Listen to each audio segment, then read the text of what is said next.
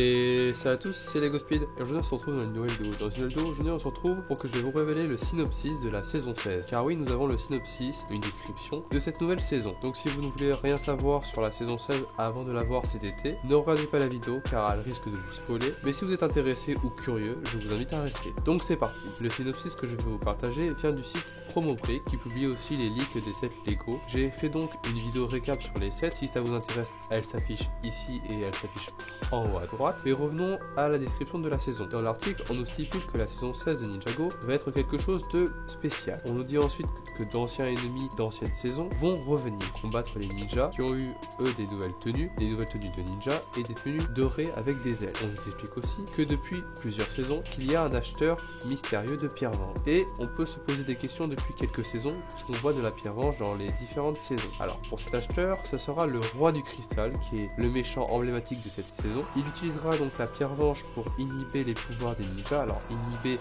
c'est stopper les pouvoirs pour le moment où ils sont proches de la pierre-vange. On évoque ensuite les armes d'or combinées avec de la pierre-vange, ce qui deviendra des armes de destruction. Alors les ninjas auront un nouveau pouvoir de dragon et énoncé que les ninjas doivent s'unir pour former un seul dragon. Donc c'est les ninjas Kai, Zen, Jay et Cole. Et comme dit précédemment, les méchants de retour seront Pitor, Harumi, Monsieur E, Asphira et le sorcier mage. Du côté des alliés des ninjas, nous aurons Maître Wu comme d'habitude, Lord Garmadon qui fera son retour, Skylar, Nelson et Nya en tant que Samurai X. Donc après un décortiquage du synopsis, alors j'ai fait quelques petites théories comme ça par rapport aux différents personnages.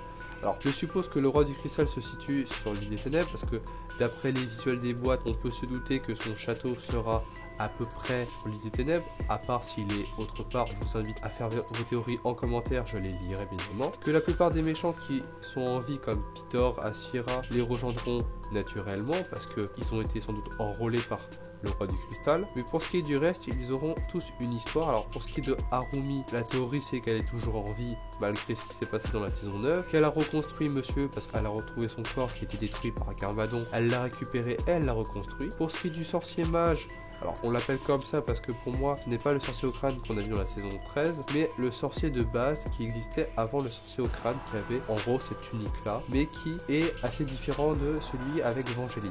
Pour ce qui est du roi du cristal, je pense qu'il se fera remarquer par Lord Garmadon parce que je pense que Lord Garmadon sera parti sur l'île des ténèbres de l'autre côté de Ninjago pour se retrouver, se poser, en gros prendre des vacances. Sauf qu'il comprendra rapidement que dans les alentours, il n'est pas tout seul. Voilà, c'est une petite théorie que je vous fais comme ça. Dites-moi en commentaire si vous pensez que ça peut être possible. Dites-moi aussi en commentaire si Harumi et Monsieur sont vraiment morts ou ils peuvent encore être en vie après ces temps de saison là qu'on ne les a pas vus depuis la saison 9. Hâte d'avoir votre avis là-dessus en commentaire. Donc voilà, j'espère que la vidéo vous aura plu. Si vous avez des questions, n'hésitez pas, je me ferai ravi de vous répondre en commentaire. Donc voilà, j'espère que la vidéo vous aura plu. Si c'est le cas, lâche un pouce bleu, partage et abonne-toi à ma chaîne si le contenu de ma chaîne te plaît. Et moi je vous dis c'était LegoSpeed. À la prochaine.